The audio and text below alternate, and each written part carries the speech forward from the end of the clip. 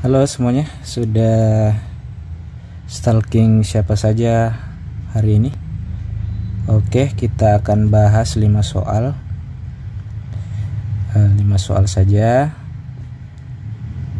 Dan penyelesaiannya dimana soalnya mirip dengan soal yang dibagikan. Yang pertama, ditanyakan panjang kerangka prisma. Panjang kerangka prisma itu kalau ada sebuah prisma alasnya ini belah ketupat ya. Alasnya yang belah ketupat dijumlahkan ininya, garis-garis ini namanya kerangkanya. Dengan yang atasnya dijumlahkan, ya namanya juga kerangka ya, namanya prisma atas dan bawah sama. Terus dijumlah dengan tiang-tiangnya, ada 4. Kira-kira seperti itu yang akan kita cari. Permasalahannya alasnya berbentuk belah ketupat. Jadi kalau ini 16 dengan 12, atau ini 12, ini 16 ya. Ini 16. Kita harus cari yang bagian pinggirnya karena ini namanya sisinya atau rusuk-rusuknya ini adalah yang di pinggir, bukan yang diagonalnya. Jadi ini harus dicari dengan Pitagoras. Kalau dari ujung sini ke ujung sini itu panjangnya 12, maka setengahnya adalah bagus 6. Dari ujung sini sampai ujung sini panjangnya 16, setengahnya berapa? 8, bagus. Jadi 6, 8 dengan Pitagoras, maka kita dapat ini panjangnya 10. Kalau tidak tahu caranya, boleh 6 kuadrat tambah 8 kuadrat lalu diakarkan, nanti akan dapat akar 36 tambah 64 akar 100 sama dengan 10. Jadi panjangnya 10. Jadi ini 10 juga, ini juga 10, ini juga 10. Otomatis alasnya ya, alas yang bawah kan yang bentuk begini. Nah, jadi 10 kali 4, 40. Terus yang atas sama juga dengan yang bawah, bentuknya namanya juga prisma ya. Jadi yang atas juga sama 40. Yang dindingnya itu tinggi prisma 20, 20-nya ada 4. Jadi 20 kali 4 80. Jadi totalnya 160. Oke, kira-kira seperti itu cara penyelesaian untuk mencari kerangka prisma. Nomor 2, koordinat Kartesius PQR disuruh cari titik R-nya sehingga dia membentuk segitiga siku-siku. Simpelnya ya, ada banyak cara, tapi simpelnya gambar saja posisinya di mana.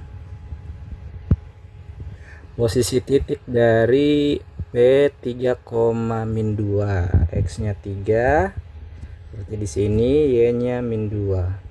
Di sini berarti hubungkan 3, -2 di sini posisinya P, lalu Q-nya -3,4, -3 nya X nya -3 ke sana negatif, lalu positif 4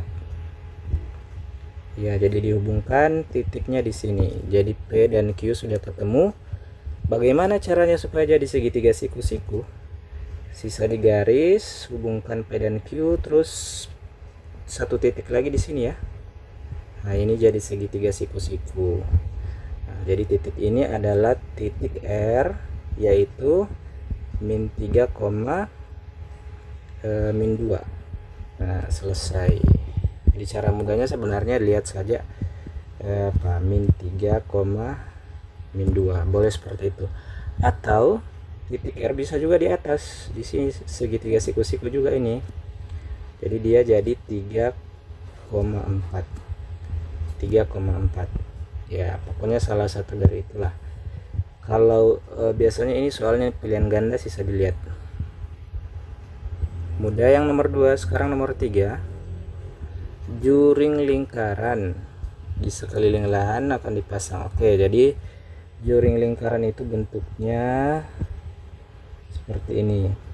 Dia lingkaran yang dipotong, namanya juring lingkaran dengan sudut 72 derajat. Oh, ini saya sudutnya terlalu tumpul ya, harusnya 70 derajat itu lancip saja. misalnya begini 72 derajat.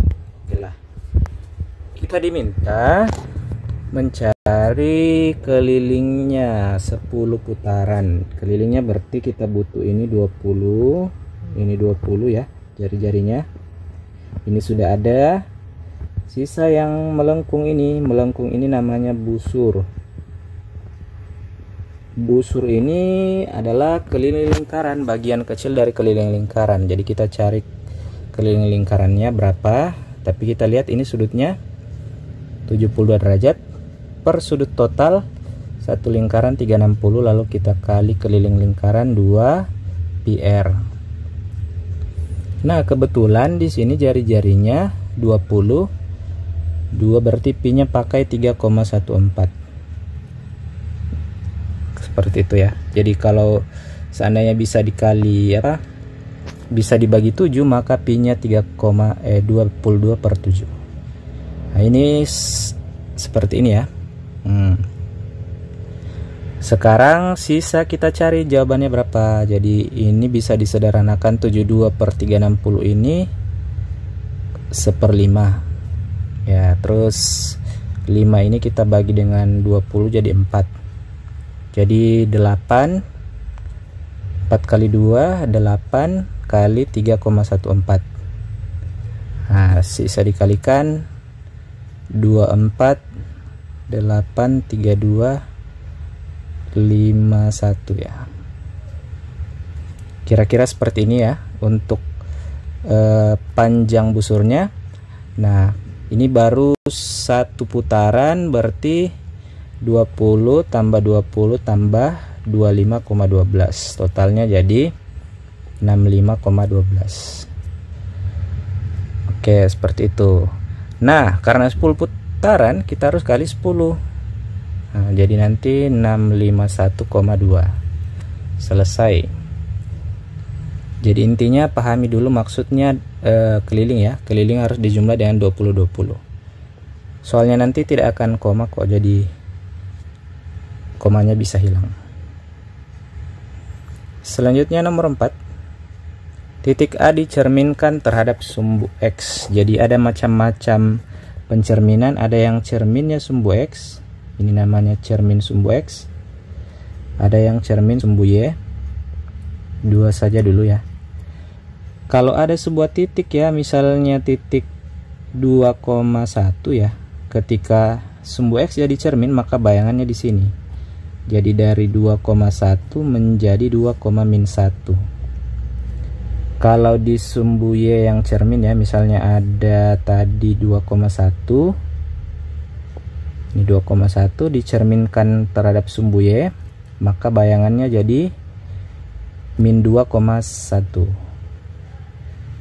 ya. Jadi kalau cerminnya sumbu X, Y nya yang berubah dari positif jadi negatif, dari negatif jadi positif. Kalau cerminnya sumbu Y, maka X nya yang berubah. Seperti itu. Nah, di soal ini cerminnya sumbu X, berarti kita cari yang sama persis, cuma Y nya berubah tanda. Ini sama sih, cuma X Y nya berubah tanda. Salah, harus salah satu saja. Ini jadi terbalik, salah. Nah, ini sama, Y nya yang berubah tanda, ini benar. Nah, ini X nya yang berubah tanda, salah, harusnya Y yang berubah tanda. Jadi yang 3 jadi -3. Jadi jawabannya yang pernyataan 3. Oke, terakhir di sini ada gambar, kita disuruh cari tinggi pohon. Wah, ini mudah saja, kesebangunan segitiga ya. Kecil per besar sama dengan kecil per besar. Jadi 4 tambah 12 sama dengan 5 per tinggi pohon. Di 4 per 16, 5 per X. Ya, ini sebenarnya kali 4 ya. Ini juga kali 4 supaya dapat X. Jadi X nya sama dengan 20 meter. Gampang saja ya. Kalau mau kali silang di sini juga boleh, nanti hasilnya sama. Oke, cukup. Semoga hasilnya maksimal, bisa dapat 100. Terima kasih. Kurang-kurangi nonton film Korea, oke?